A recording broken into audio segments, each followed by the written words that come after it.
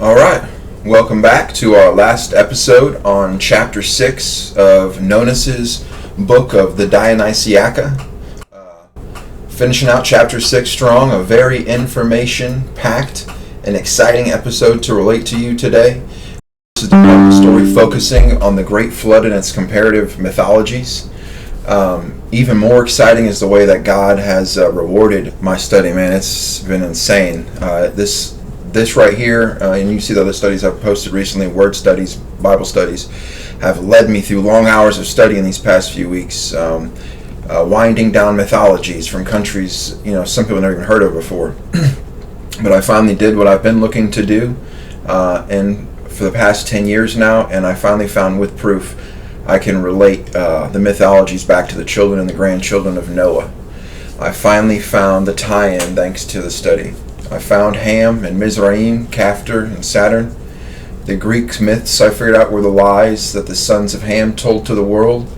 That's going to be our next exciting episode, and we'll also end this video on that note, talking about those things, because that's where my focus is, that's where my heart is, like getting through these Greek myths. Like, it's interesting and finding the tie-ins, but the purpose has always been to go back to the Bible.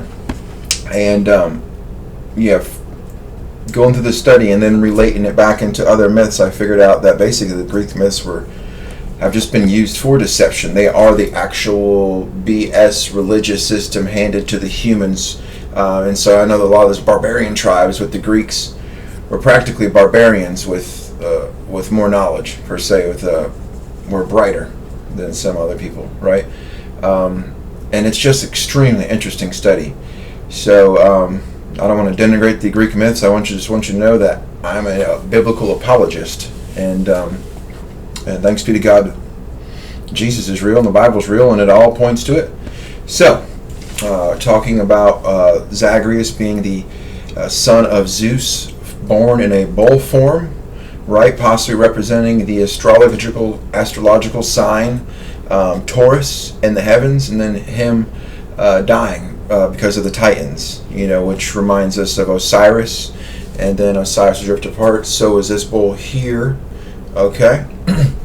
And both of them killed by Titans. Both of them had a cult that started out of their, privy members, right? The Osiris had the Washington Monument. I reminisce bittersweetly about that one. Been to Washington, D.C., but to know what it actually is, it's the privy of Osiris, is interesting. And you see it in Egypt, obviously, everywhere. And then we read about the Samothracian mysteries, initiation mysteries, worshipping that member. So there's little tie-ins there. But to start to think of this as this is the craziness that these liars, deceivers, who had possibly the hand of the devil, were teaching humans, for power to lord over them, and the like. And so with that story of the obelisk and the neutering, is the neutering of the bull, and from that comes the next unusual host, which is the goat/ram. But just as in the heavens, the age was going from Taurus to Aries, and these mythical creatures followed suit with a flood in between them. So these myths are trying to weave different gods in with seasons and different higher level subjects. So the entity that created this myth is pretty intelligent, some 40, 50, 60-year-old, I don't feel like couldn't create something this advanced of a system of deception. Just like in Sumer, they recorded Gilgamesh and Enkidu slaying the bull of heaven with a knife, like right here, which they then cut his life's cord with a mirror and a magical knife. Right, so you're severing Taurus, you're severing the obelisk, and maybe that's something that actually happened. Maybe that's part of the story, right? And like Osiris and Zagreus, this myth records the ancient and sacred record of the turning of the wheels of the zodiac in the precession of the equinox, turning to the age of the ram, where we find the new Dionysus, the goat. And we also find it in the Bible, in Leviticus, the age of the ram, which became Jesus' time the age of Pisces, the age of the fish, which is why you have like Jesus fish. So they try to make it seem like, oh, there's some God that comes in every age, when that's not the story. There's one main and central story, and that's the story of Jesus Christ. So it's a good time to tell you I am a Christian, and I'm searching far and wide to bring history and mythology and the Bible together, all the ancient stories, and put them under the lens of Christianity, and once and for all answer the question, who are the gods and what role do they play in the Bible? And crazy enough, that's the story I literally just read, and then God answered for me that night, and that's my next episode. So God literally answered that prayer, and so you got to actually see that in the middle of it happening. Praise God. That was awesome to me. So let's start to read. After the first Dionysus had been slaughtered, Father Zeus learnt the trick of the mirror with its reflected image. He attacked the mother of the Titans, which is Gaia, the earth, right? That's what the law is. With an avenging brand, and shut up the murderers of horned Dionysus within the gates of Tartarus. So now we have, Zeus being portrayed as if he has the power to lock someone in the abyss. So it's giving him God power, the thunder, the heaven power, right? So this entity is a copycat, right? With avenging brand and shut up. So no one has that power but God. And so here we get into what happened to Gaia. Here comes the end of the world according to this myth. The trees blazed. The hair of suffering earth was scorched with heat. He kindled the east. The dawn lands of Bactria blazed under blazing billows of flame, and warmed Arabian Nereus. The opposite went also. Fiery Zeus blasted with his thunderbolt in love for his child. And under the foot of Zephyros, the western brine, half burnt, spat out a shining stream, the northern ridges. Even the surface of the frozen sea bubbled and burned under the climb, and snowy Aegiceros, the southern corner, boiled with hotter sparks. So here I have it highlighted in red because it's him burning the earth.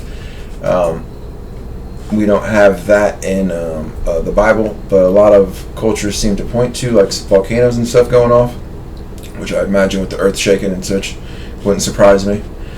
Okay, so here the blue as the ocean part. Here's the flood. Now Oceanus poured rivers of tears from his watery eyes, a libation of suppliant prayer. And then Zeus calmed his wrath. At the sight of the scorched earth he pitied her, and wanted to wash with water the ashes of ruin and the fiery wounds of the land. The rainy Zeus covered the whole sky with clouds and flooded all the earth. Zeus's heavenly trumpet bellowed with its thunderclaps, while all the stars moved in their appointed houses. Now I'm not going to read through all this part because it's basically all like astrology type stuff. What I wanted to talk about is how much Zeus tries to portray himself as God and gives himself godly attributes. So when people always ask the question, oh, the Bible just stole from everything. No, they're stealing from the Bible.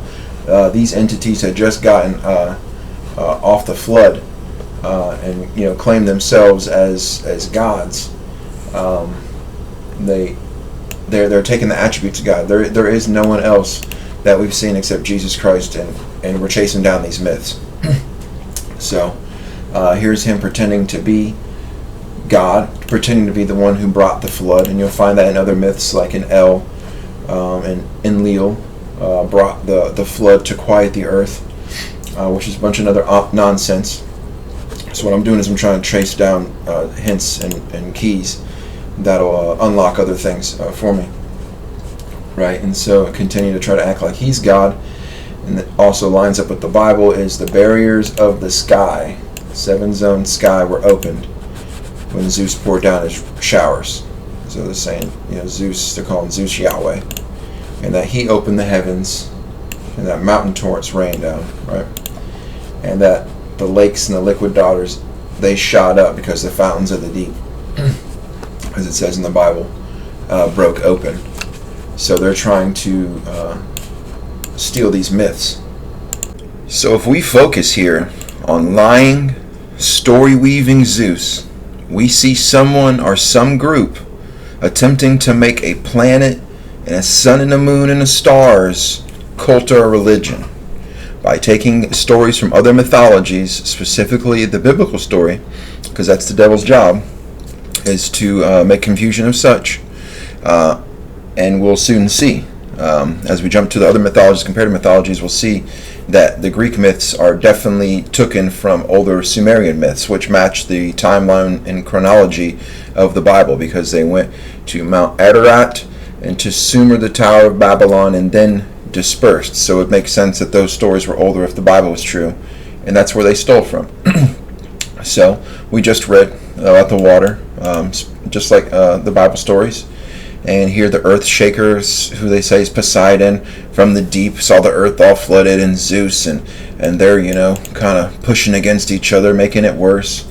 And then here we see the character I want to focus on, Pan, who is a goat god, a satyr, which this whole series, this Apologetics series on Dionysiaca, is kind of focused on, is that he went from a bull, and then the power went down to a goat, which matches with the stars. And we see Pan is swimming around and sees Galatia, who was married to Polyphemus, who was a cyclops. All right, so he sees her swimming around, and he's looking for his lover, because he's a Pan, he's a satyr, he's always looking for a lover, right? And he says, "The roaring flood does not overwhelm me.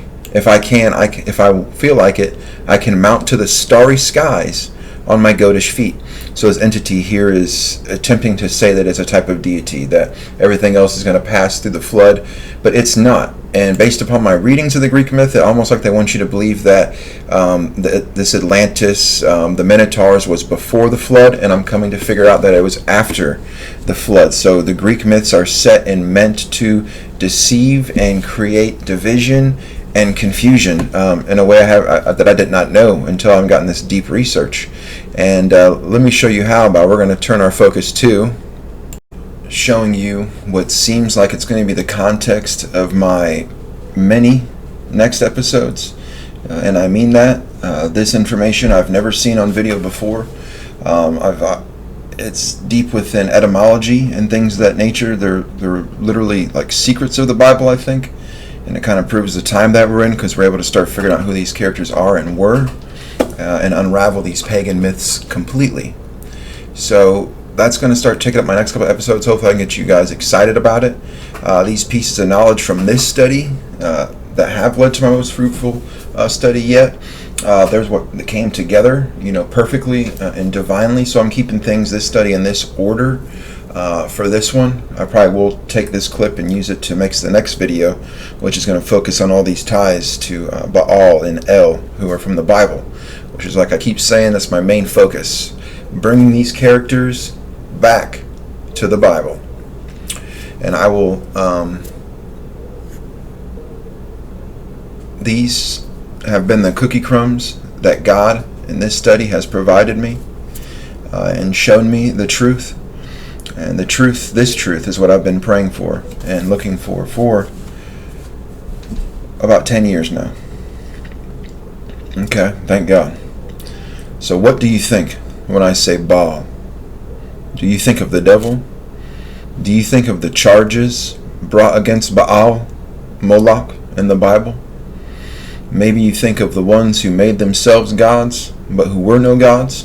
What if these hold the keys to the origins of post-flood paganism, and going through and deciphering and figuring out how to understand them? Well, I believe these are the keys, and I invite you to come and check it out with me. So, as we will look here on Wikipedia, I have El, and we just jumped from Zagreus and Dionysus, right? Zagreus being this bull-headed god. So how do we tie that in? This entity is the bull, and he's from that same area. His son is Baal. We haven't tied that in yet, so let's see how we can tie that in outside of that. So I know he's a bull, and that's why I came to search for him. And so this is saying this may refer to El. An eternal bond has been established for us, or the Eternal One has made a covenant with us. Ashur or Ashura, Ashur is, once again in Genesis 10, it's talking about Nimrod going out and creating a city. It says either Ashur went forth or he went forth to Ashur. So this is a post-flood name, and he became his own god. A male form here, it seems like, and a female form here. So that's an interesting tie-in to the timeline that we're looking for. I'm talking about all the sons of El. One of those sons of El being Baal. So let's see Baal. His daddy's the bull, right? And what is he? He's the bull and the ram. Now, what have we been saying over and over again? Zagreus was the bull of heaven. He was killed, and then came the ram, as if it was a sign from Taurus to Aries, separated by the flood. But the Greek myths are filled with lies and delusions purposely, so we can't take everything for fact, but I think we're on a great trail, right? So this is saying, keep looking. Baal's widely used epithet is rider, or mounter of the clouds. These are related to Zeus's gatherer of the clouds, and rider and Yahweh's, like Jesus said, he comes in on the clouds, and all the world will see him. And even those who don't believe in him, those who are terrified of him, amen. So we have some things tying him in pretty quickly to our story, with Zeus tying into Zeus, the bull, the goat, the ram. And as I was reading through, we know Baal was worshiping Canaan, so I was always trying to figure out who was this god that came and entered Canaan. Who was this? Right? And then they supplanted El. Just like our Dionysus story, the bull knocked off, the new one that came was the ram. So it was a power switch. At least it's mentioned, what it's talking about is a power switch. Right? Both of them were associated with the bull once again. And then they defeated Yam. We're going to get into the next episode. That it's another tie-in. I'll give you a hint. Yam rhymes with ham. Okay? And here, good old Baal said he beat death. And Wikipedia is kind of lying here, because I read this Baal cycle and he gets defeated by death. And so does all the other gods. Setting the myths to say things that are not, because he did not ultimately defeat death. Right, but he became the leader of the Rephaim, which in the Bible is the spirits of the Nephilim, which are the gods who died before the flood, and their spirit did not go to heaven because of what they did. Coming down here is where we get our biblical connection. As Baal Zaphon, Baal Sapanu, Baal ruled this Canaanite entity ruled from Mount Zaphon, right? Crazy enough, the Bible contains this mountain, right? And I knew that because I've studied it a lot, and this was in one of our past 2 videos ago, in Isaiah 14, talking about the 5 I wills of Lucifer. I will ascend above the clouds. I will be like the Most High. I will place my seat in the mount of congregation on the sides of the north. Well, it's saying Mount Zaphon of the congregation, the mount of the north of the congregation. So here Baal is trying to pretend as if he's God, to confuse the whole world, And so that immediately lit my brain up, and I said, well, this is saying that Baal lives on a biblical mountain, which got me into the Baal cycles. And this is just part of the introduction. It's crazy enough, you can find this one for free at LDS. If you type in LDS, the Ugaritic Baal cycle, it'll pop up for free. But there's, if you're good at searching, you can find most of these books for free. But that's where I found mine. I don't know if you can see that. Let me get that down there for you. The LDS Scripture Teachings. I would not recommend LDS whatsoever at all. Okay? They are a false religion. But let's get into what I found here. And so I typed in Mount Zaphon and went to first instance of it, right? And it's in the introduction, talking about the tablet, because this is tablet 1.3 and 1.4, which recount the story of how Baal got his great palace on Mount Zaphon. So this is how Baal received his power, his palace. So we know we're looking for the bull falling, El, and then Baal rising. So I'm like, right? And the plot begins with Baal hosting a feast. It's all about him taking over power in Mount Zaphon, Mount Zaphon being the seat and center of that power, right? And so that's already out of the box. That's where God claims his throne at. He's the mountain of the north. He's in the midst of the congregation. Here's Isaiah 14. How you have fallen, some of the versions say Lucifer, son of the dawn. In Hebrew it says, O Hallel ben Shahar, Hallel, shining one, son of the morning, son of the dawn, Eos, Eosophoros. You have been cast down, you who once laid low the nations. You said in your heart, I will ascend to the heavens. I will raise my throne above the stars of God. I will sit enthroned on the mount of assembly, on the utmost heights of Mount Zaphon. I will ascend above the tops of the clouds. I will make myself like the Most High. So now here we have relations that's tying Baal as being Lucifer, right? Because he tried to do all this stuff. And what is he saying in his story? He's saying Mount Zaphon is what he's fighting for. So we have Lucifer, Baal being Dionysus, right? And some things are starting to connect together. And we'll open up verse 13 and look at the words. So I know this doesn't pop up for you, but I'm getting a small little box that says hill, mountain, country for this. So the mountain of who? Of the congregation, the appointed time, the appointed meeting place. This is the same word in Genesis. These are God's appointed times and meeting places. So we have Baal stealing the mountain of God directly out of the Bible, which ties him directly into Lucifer.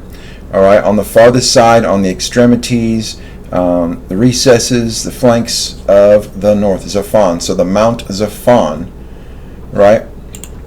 And if you open that up, Zaphon, northward. So they uses that to talk a lot about like the ordering of the tribes, like these three tribes on the north, these three tribes are on the east, and so on. But it also talks about God's holy mountain and congregation in that verse that you just saw, and it's kind of hard to come back from that. So one thing I noticed is that usually you can click on like this and go to commentary. Look how many commentaries I got. So don't you think it's interesting that I have like Zaphon coming out of there? Well, when I word search, there's no Mount Zaphon or anything in this commentary. No Mount Zaphon, no Zaphon, right? So I thought that was weird. So I had to go and search. Thank God I did, because here's what we figured out. The Egyptians gave chase to them and all the chariot horses of Pharaoh.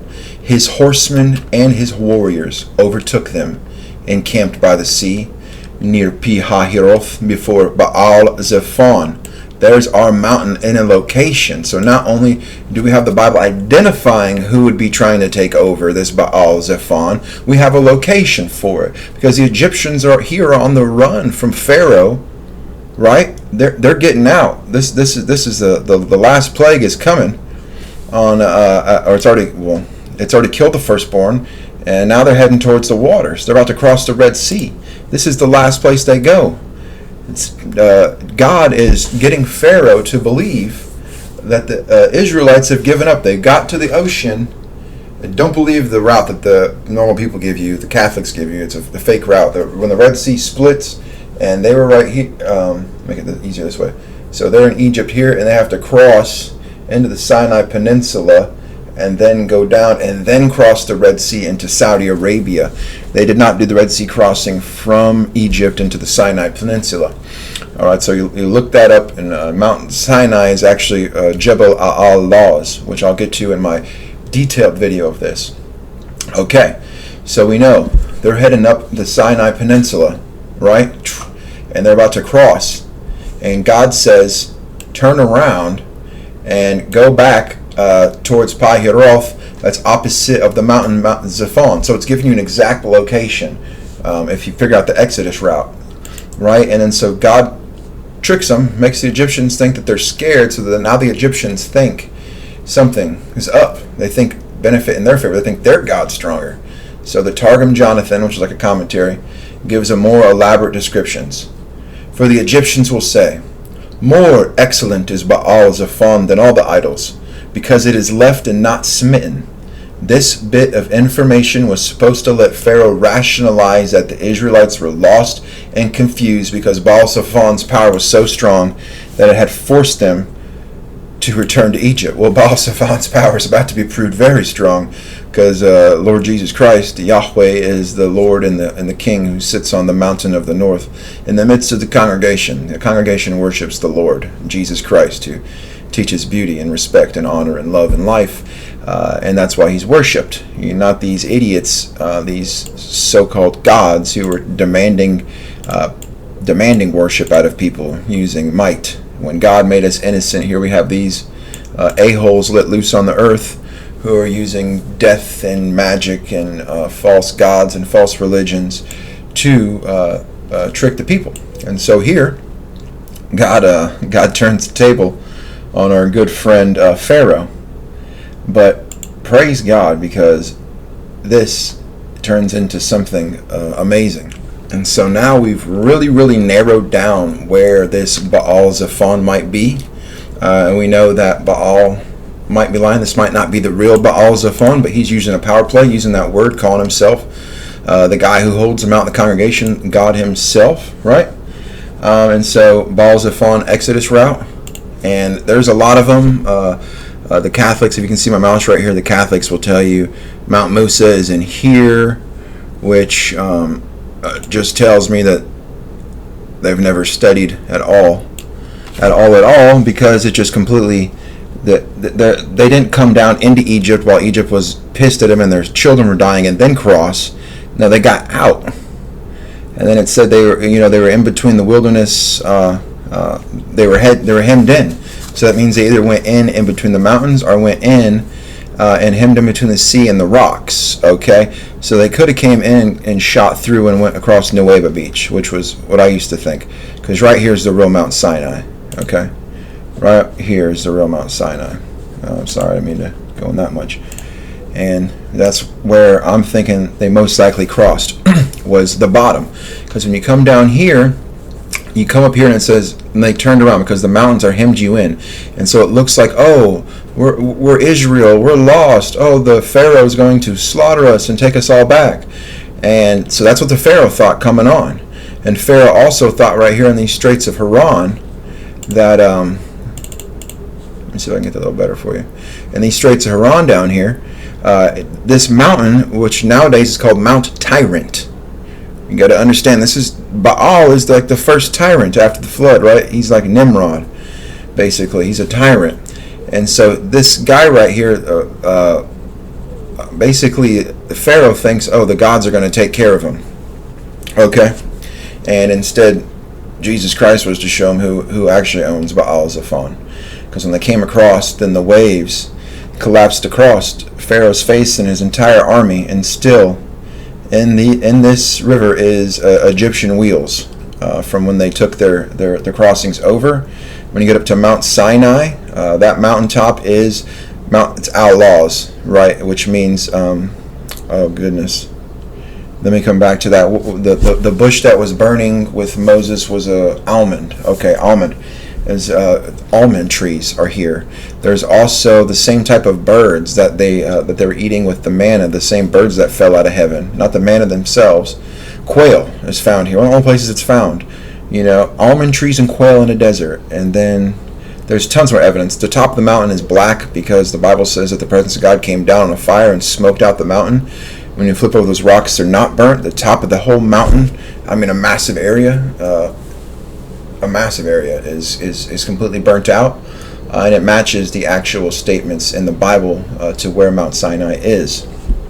Okay, so now we know where this Mount Zaphon is. So this is the boundary point between what would be the people of Ham, and then coming up here would be Shem. So this is a boundary marker. So he's trying to kind of claim this, and this is a beautiful place to be. I'm sure before the Dead Sea was smashed to pieces, was it? This is afterwards. Okay, but yeah, beautiful place. On the water is crystal clear right here. I've already looked.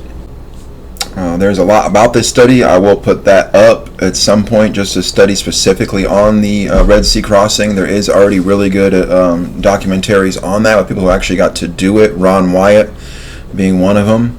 I would definitely point you in that direction. I'm doing what I'm doing because I've heard no one put what I'm saying into actual video. I've only seen very, very faint hints of it in these deep scholastic studies, but that's because things have just been getting translated, 60s, 1900s, 1960s, 1980s. So God has allowed this generation to be the ones to kind of be able to put all these big pieces together.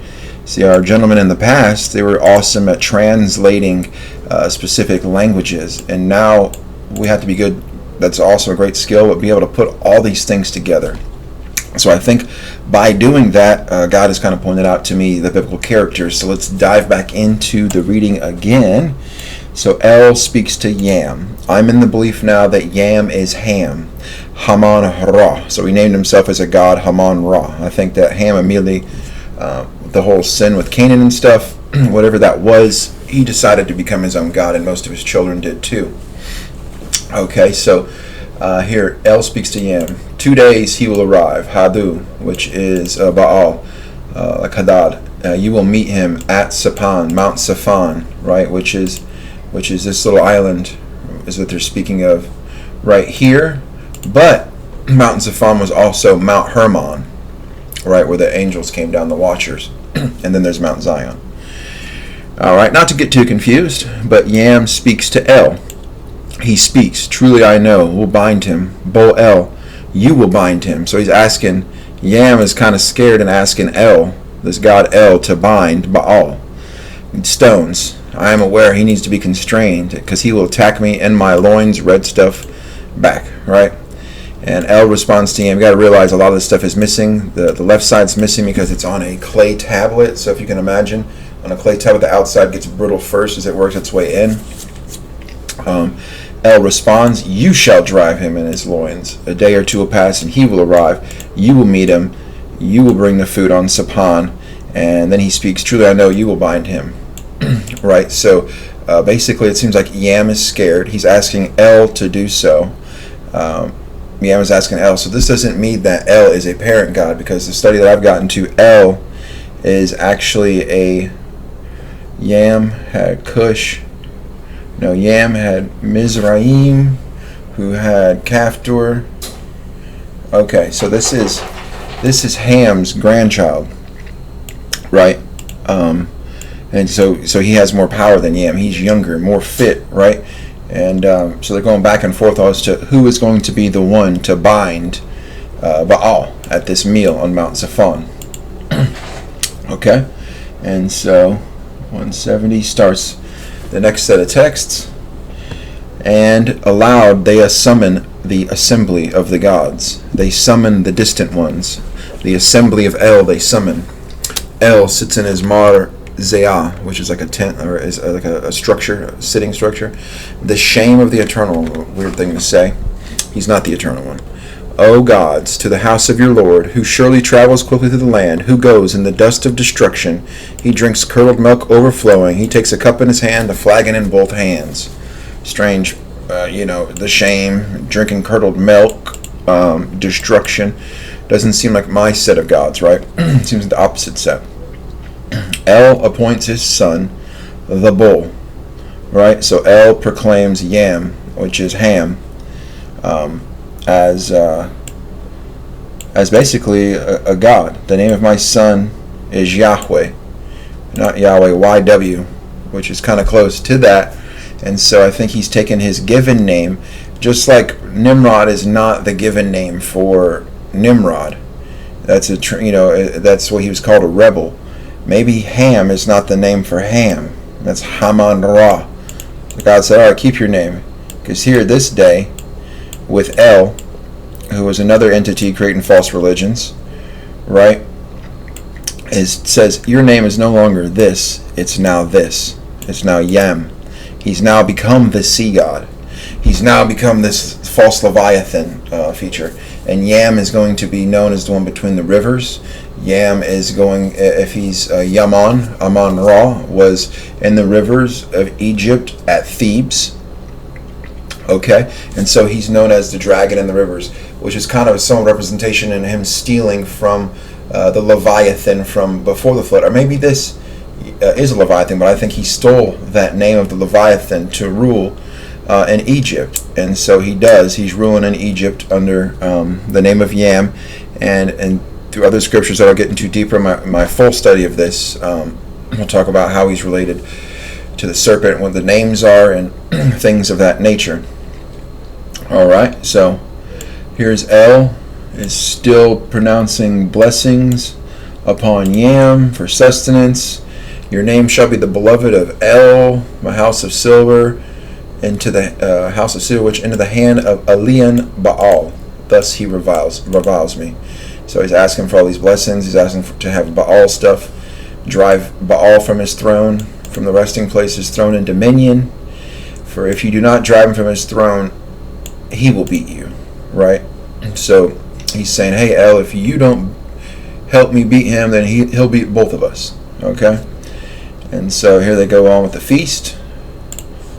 And we skip. I'm just skipping through a whole bunch of this stuff, okay?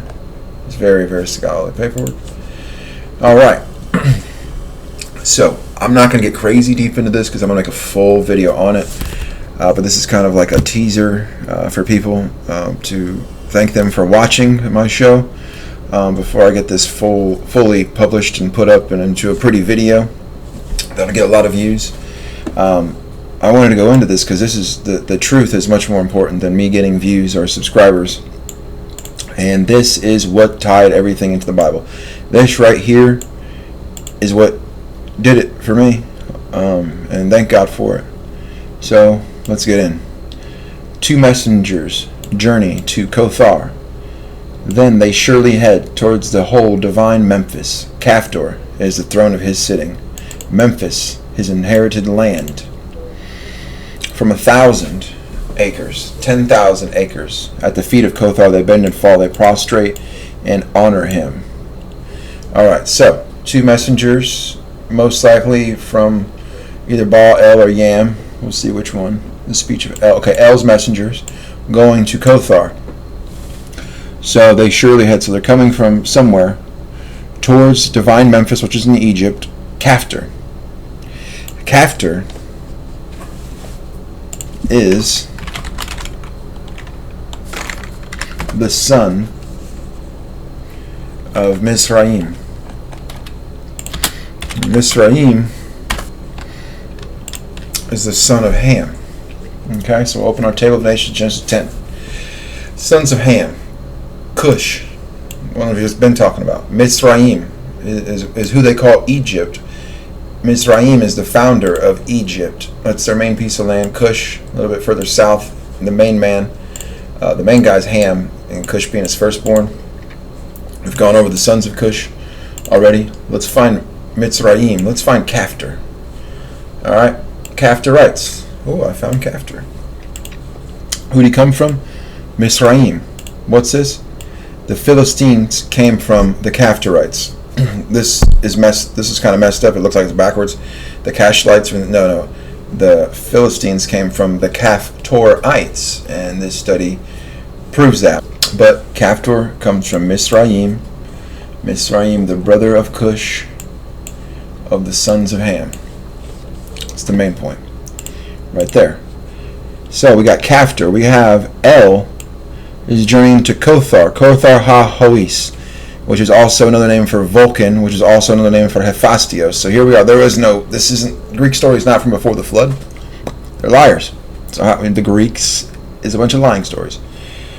So 2 messengers from El. So El's somewhere else. They head to Egypt, the divine Memphis, right? And Memphis in the Greek myth is where Zeus had a child with Io that came all the way from Greece down to Egypt and had a child named Epaphras in the Apis Bowl. That's not true. They started that religion. The man never moved. He didn't come from there, right? Maybe his mom did. Who knows at this point? But Caphtor is a son of Mizraim, the founder of Egypt. So this is like right out of the flood, right out of the gate. Okay, Memphis was his inherited land. This is saying biblical Caftor started off with Memphis, right? That was his inherited land, was Memphis, within Mizraim, right? And then after that, the Philistines came from Caftor. Okay? And here we go. The speech of El's messengers to Kothar. And they speak to Kothar wa Hasis. They address the skilled one of the handicrafts. Alright, so let's take off. Obviously, I'm wearing different clothes, so I went and changed. No, I'm just kidding. It's the next day, because somehow I did not get my audio. But let's jump right back in, because this is crazy awesome stuff. And I actually just got done praying and thanking God, because, wow, finally the connection. A solid connection. Okay, so here we have Kothar wa Hasis, straight out of the myth. And it's another name for an ancient West Semitic god named Kothar. So that'd be another link that I'm going to follow down. I haven't yet. But Kothar was believed to have a forge on biblical Caftor. There's our link, Caftor, because it relates back to the Bible, being a son of Mizraim, a son of Ham. And it says, which is likely in Crete, which means that forge itself might be in Crete. So when they say, Hephaestus means a fire, that's probably true because he uses a fire. When they say Hephaestus is a volcano, well, that's probably true, but he worked on a volcano. The way that Crete ended as a civilization, the Minoan civilization ended, was because of a volcano at Santorini.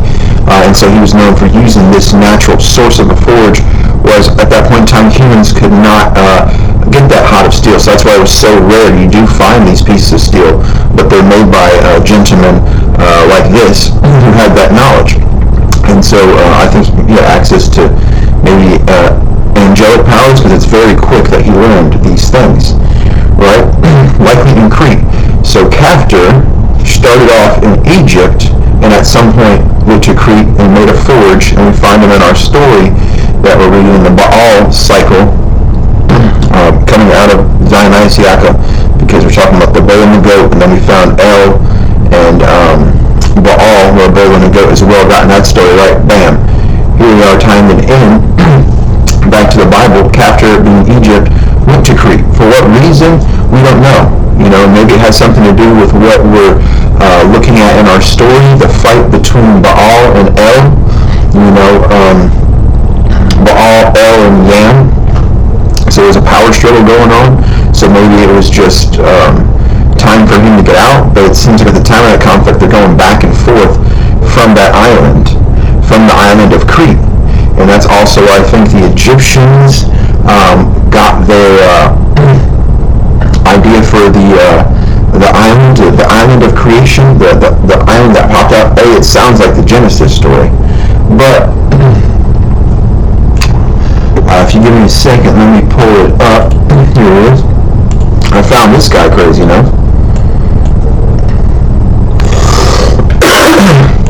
And I don't think he's the god of the primeval mound, but a lot of the stuff relates him back to that level. Geb is on the level of Saturn, which is on the level of this god who went out to and started Crete, right? Saturn went to Crete and had Zeus and Mount Ida, which is on Crete. So this all ties in. So what is it? I think it's very highly possible that what they are calling this primeval mound, or the Ben, is because this little g god is out in Crete and he's calling the primeval mound. Look at, everything they're saying is deception. They're making themselves out to be gods, with or without the help of angels. But with all these figures you see on the top of his head, what does he have? He has two snakes, and then the sun disk. And around this time is when we also have the bowl, the horns, and the sun disk is sitting in the middle. He's the bull, the bull of heaven, once again, who was Zagreus from the Dionysiaca.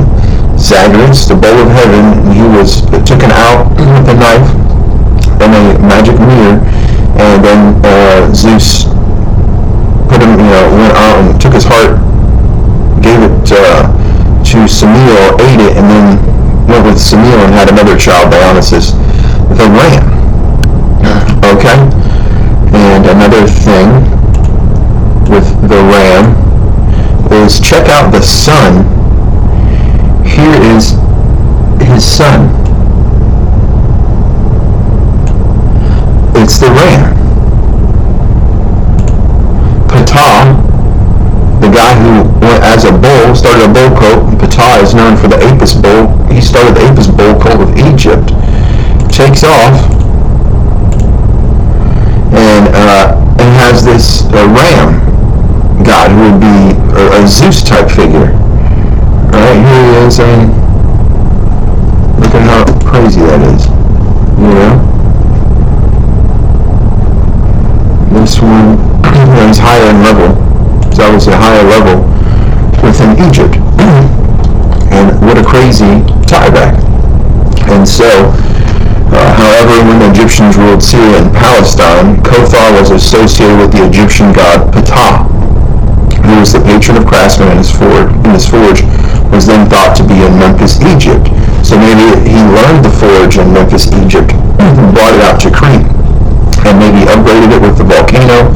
I don't know at this point, but he was their patron god of the blacksmith and the forge, which is where Greece took it up from. Kothar was responsible for building and furnishing the gods' palaces and providing them with weapons. In the Baal cycle, Kothar assures Baal that he will win a kingdom without end and gives him 2 divine clubs with magic names to use against Yam. And Yam is a river god, and he calls himself like a Leviathan. And so the thing with the Nile is it kind of splits off into 7 streams that comes down the Nile Delta. And that could be the heads of the snakes, and the man who sits in it would be this guy, a man from Yaman, ruling out of Thebes, which is on the river. Okay? And then the other crazy thing about to tie him into Persians Ptah is, so what they'll try to say is, when you go research Ptah on Wikipedia, it'll say something about the Ka of Ptah. Right, and so they'll say that the temple that's actually Hathor's temple is Ptah's temple, right?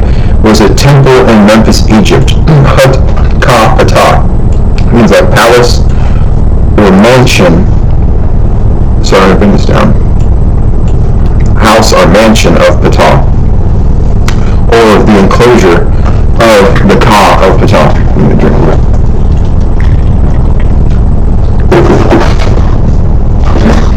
Right? It was a temple in Memphis, Egypt. So we don't have this blacksmith here in Memphis, Egypt, who started a bull cult, the Apis bull cult, and we have Ptah, who is like the head regent. Where the temple is, you got this thing to Ptah, and then the Apis bull, which when it died, it became the Osiris bull. That's to go after like Osiris, who was Dionysus. Was that Dionysus? No, it was Zagreus, the heavenly bull, it seemed like, in the story of Dionysiaca. Back to here. So, Hut Ka Ptah, they try to say, is house of the, like, this means like the active part of the spirit, like the life, how they divided it. Remember, there's doing things falsely. It's somewhat based on truth. The house of the active force of Ptah. What it actually is, it's still Hut Ka Ptah. That's Kaftor, K-P-T-H, is the same symbol and letters used in Egypt and in Hebrew for Kaftor, the son of Misraim, who went to Crete, who is this guy, who is Ptah. So the man who they're saying Ptah, so when you see all these guys who are called Ptah, that is the great-grandson, that's the actual great-grandson of Noah right there. That is the actual, if that's Ptah, that's the great-grandson of Noah. God bless him. And that's pretty crazy, I think, that God has given me this connection. So a couple other tidbits. So now I'm going to start making fuller videos covering this topic. I'm switching out of the Dionysiaca because this is where God has led me. So I'm going to continue down this path. Right, Ptah was one of the triad of Memphis along with Sekhmet and Nefertim. When Memphis became the capital of Egypt, Ptah became the ultimate creator who made everything, including the gods of the Ogdoad of Hermopolis. The Ogdoad is the 8 who came through the flood, so he's calling himself the creator. And he brought the gods through the flood, which would be his wife 3 sons and 3 wives. In the Ennead of Heliopolis, and was given the epithet, he who set all the gods in their places and gave all things the breath of life. So this puts Ptah at a very high level. So he's a great-grandson of Noah. So you have Ham, and he's having his children put Canaan, Cush, and Mizraim, right? So you have from that level down, all being highly blasphemous, and this guy's calling himself God. And you can see he's basically taken God's epithet. He's become the ultimate creator who made everything and put them through the flood. So that harkens back to like the Enlil and Enki story, where people always say, "Oh, the Bible story." You can see that people are stealing from the truth and making their own religion out of it. You have to look at the heart of the faith. We're in a relationship with God. So you got to look at the heart of things, and people tend not to do that currently, unfortunately. Okay. So he who set all the gods in place. His primary cult was in Memphis, Heliopolis. And we know Memphis is the home of Caftor. Egypt itself derives from a Greek spelling of the name of a temple in Memphis. So how crazy that Egypt is named after Caftor, who is the son of Mizraim. I always thought it was Egypt was named after Mizraim, because for the longest time, for the longest time on maps, it is named after Mizraim. But with the Greek spelling of Ha-Kapata, somehow that translates into Greek being Memphis. Stumped me, too. He calls himself a self-created one, right? So he's stealing God's attributes. He made the universe by his tongue, or speech. So he spoke it into existence. If he spoke the universe to existence, where is he at? Why is he here for a minute? What great message did he leave as this creator of the universe, right? He ended up dying. Even in their own stories, ended up dying. The atheists will say Jesus Christ died. He resurrected with 500 witnesses, and all of you can't go against history and say he wasn't there. And then there's tons of witnesses who saw him resurrect, and so on and so forth. And he changed the world. So we get to the heart of the matter again. Okay, so then it says his son, I don't know how you say that, but he is the goat. So we have the bull having the goat, just like Zagreus to Dionysus. And here's a nice little tidbit.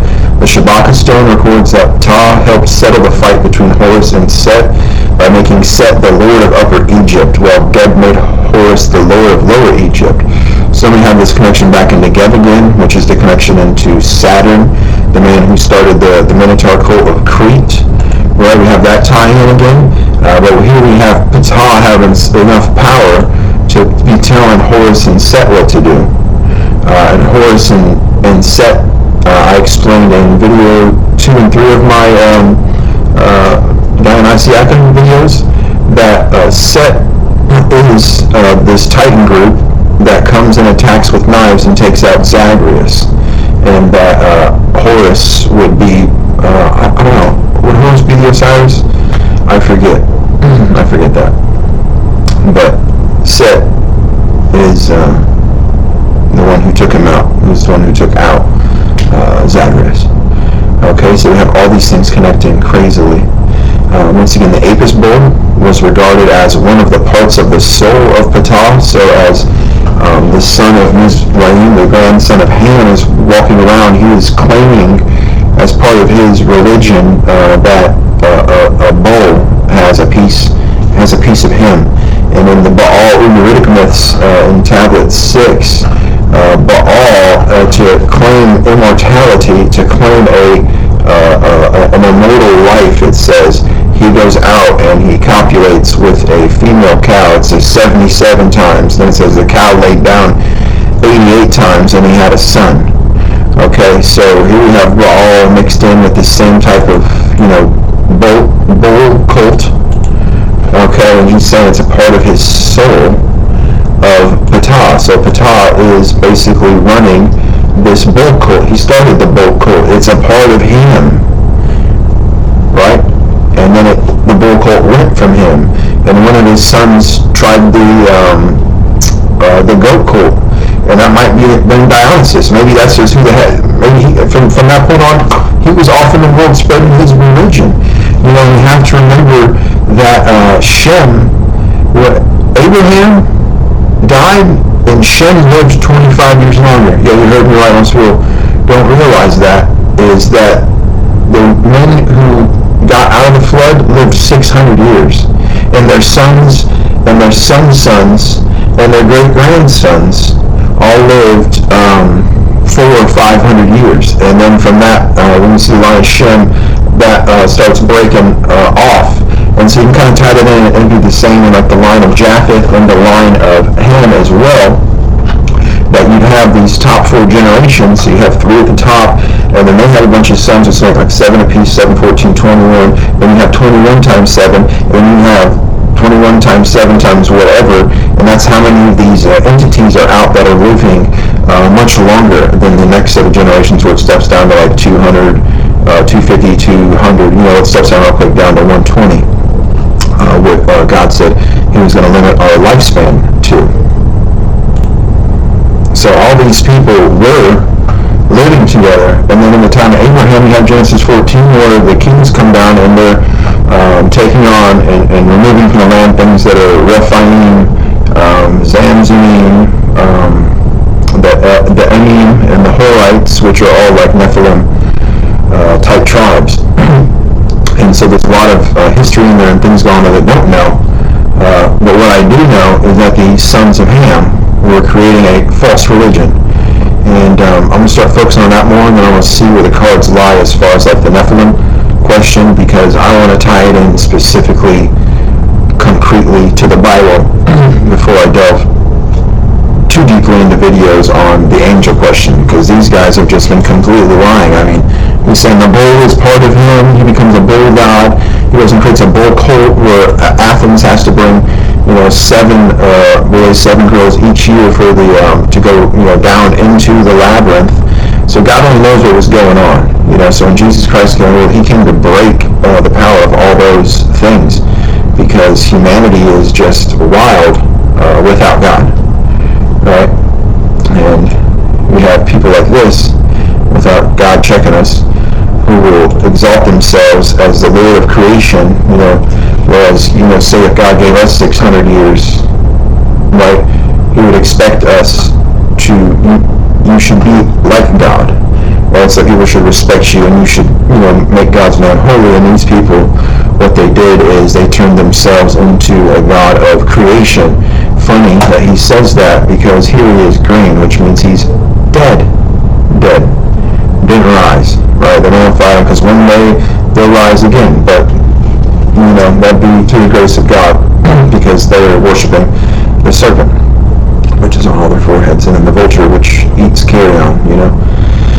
So, I hope this study excited you. Please like, share, and subscribe.